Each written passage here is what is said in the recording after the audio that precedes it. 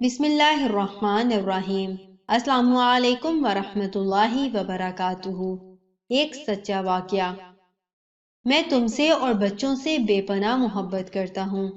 جانتا ہوں تم لوگ سخت حالات میں ہو، فاقے کاٹ رہے ہو، مگر میں یہاں بیٹھ کر کچھ نہیں کر سکتا۔ بس اتنا کر سکتا ہوں کہ کھانا پینا چھوڑ دوں تاکہ خود کو تمہارے ساتھ تو محسوس کروں۔ یہ وہ خط تھا جس نے سینٹرل جیل کراچی کی انتظامیہ کو مشکل میں ڈال دیا۔ خط لکھنے والا قیدی بھوک ہڑتال کر چکا تھا۔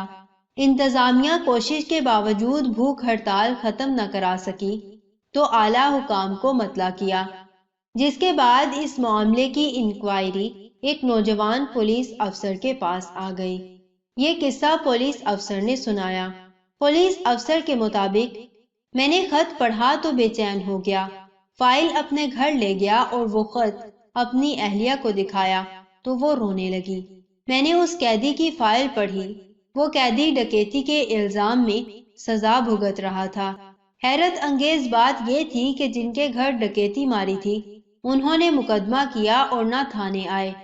سب کچھ سرکاری مدعیت میں ہوا اور ملزم کو سزا ہو گئی۔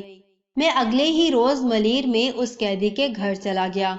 اس کی اہلیہ اور 3 بچے ملیر کھوکھرا پاڑ میں ایک کمرے کے 3 کی چھت والے گھر میں رہتے تھے۔ صحن کے ایک کونے میں چولہا رکھ کے کچن اور دوسرے کونے میں چادر کے پیچھے بالٹی اور اینٹیں رکھ کے واش روم اور ٹوائلٹ بنایا گیا تھا۔ میں نے قیدی کی اہلیہ سے تفصیلات پوچھی تو کہنے لگی کہ وہ گدا گاڑی چلاتا تھا۔ کراچی کے خراب حالات کے دوران فائرنگ سے اس کا گدا مر گیا۔ وہ کئی دن تک مزدوری ڈھونڈتا رہا مگر اسے کام نہ ملا۔ ادھر بچے بھوک سے بلک رہے تھے، محلے والے مدد کر رہے تھے، مگر کب تک؟ جب زیادہ تنگ ہوئے تو میں نے اسے کہا کہ کہیں سے بھی راشن لے کر آؤ ورنہ میں بچوں کو مار دوں گی۔ وہ خاموشی سے چلا گیا اور پھر شام کو اطلاع آئی کہ ڈکیتی مارتے ہوئے اسے پولیس نے گرفتار کر لیا ہے۔ وہ ڈکیت نہیں ہے، اسے میں نے ڈاکو بنا دیا، خاتون روتے ہوئے بتا رہی تھی۔ اس گھر کی حالت خاتون کے بیان کی گواہی دے رہی تھی۔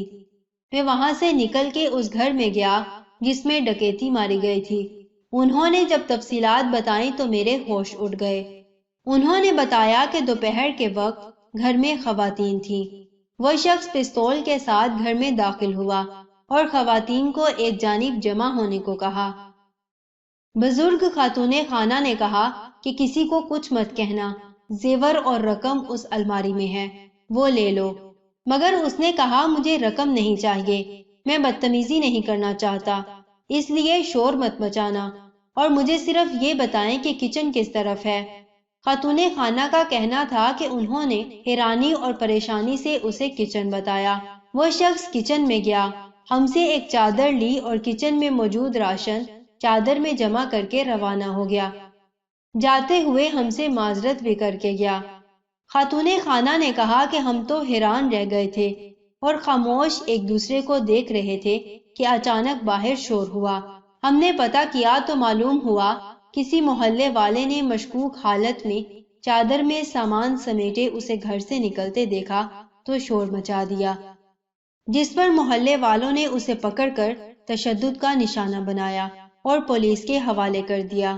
خاتون خانہ اور اس گھر کے مردوں کا کہنا تھا کہ طریقہ واردات اور صرف راشن چوری کرنے سے ہمیں اندازہ ہو گیا تھا کہ وہ شخص ضرورت مند ہے، اس لیے ہم اس شخص کے خلاف نہ تھانے گئے اور نہ مقدمہ کرایا۔